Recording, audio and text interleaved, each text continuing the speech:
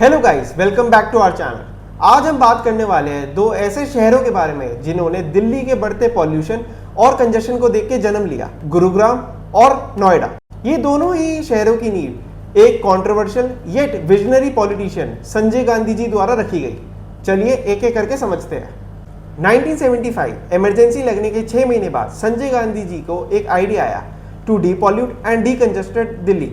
उन्होंने यूपी के CM ND Tiwari and UP state industrial development authority के डायरेक्टर जगदीश खट्टर जी के साथ एक मीटिंग करी।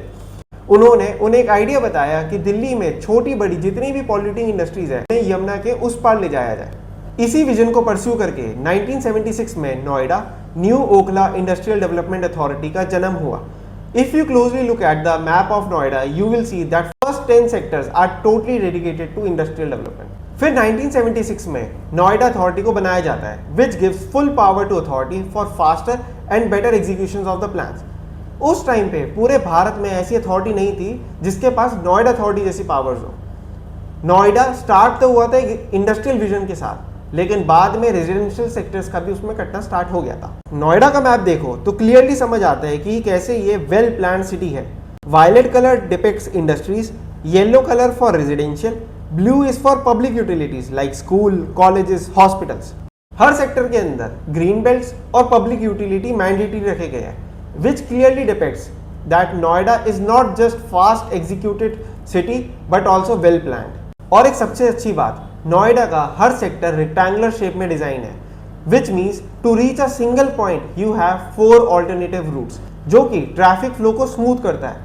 और दुनिया की कुछ वेल प्लान्ड सिटीज भी इसी प्लेटफॉर्म पे बेस्ड है। नोएडा की डेवलपमेंट को पुश मिला जब यहाँ पर मेजर एमएनसी सेटअप होने लगी, जैसे HCL, सीमेंस, एडोबी और सैमसंग की सबसे बड़ी फैक्ट्री एंड माइक्रोसॉफ्ट का one of the biggest office in the world भी इसी सिटी में डेवलप्ड है।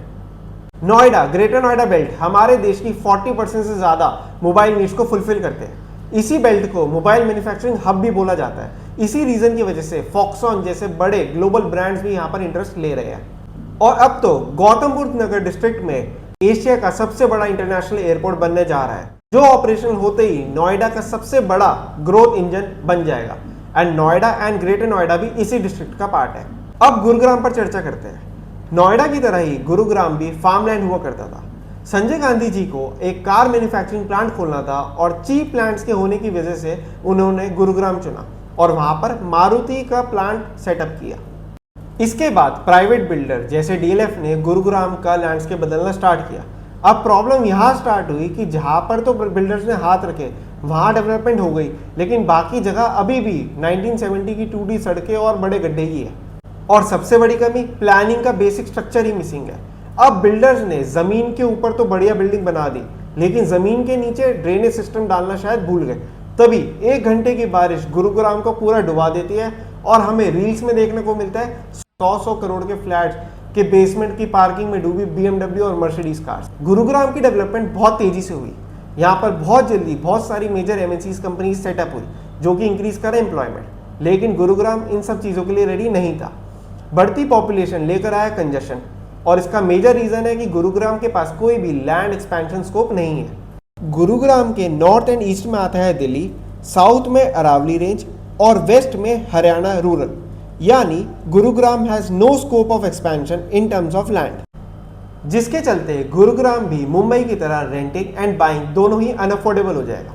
नोएडा इसका बिल्कुल ही अपोजिट है, बिकॉज नोएडा के एक्सपेंशन में बनाया गया है ग्रेटर नोएडा, जो कि प्लानिंग, ग्रीनरी, रोड्स के मामले में नोएडा से भी आगे है। और नोएडा के इसी स्कोप ऑफ लैंड एक्सपेंशन को नोएडा एक फ्यूचर रेडी ऑप्शन बनाता है। आज गुरुग्राम का एवरेज प्रॉपर्टी रेट नोएडा के डबल से भी ज्यादा है, फिर भी क्वालिटी ऑफ इंफ्रास्ट्रक्चर हाफ से भी कम है। नोएडा की ग्रोथ एंड प्रॉपर्टी के प्राइसेस को एक मेजर पुश मिलेगा जब J1 इंटरनेशनल एयरपोर्ट ऑपरेशनल होगा। And Noida is completely ready for all the problem which rapid development brings with it, which Gurugram is currently facing because of poor planning. So, after observing both the cities very carefully, I can clearly state that कि Gurugram काफी overrated city है and on the other hand Noida काफी undervalued city है, जो कि आने वाले time पे IT and data center hub बनने वाला है। अगर आपको भी नोएडा में इन्वेस्टमेंट ऑप्शन सर्च करने हैं तो दिए हुए नंबर पे अभी कॉल करें। और हाँ, वीडियो को लाइक, शेयर, सब्सक्राइब करना ना भूलें। Thank you so much.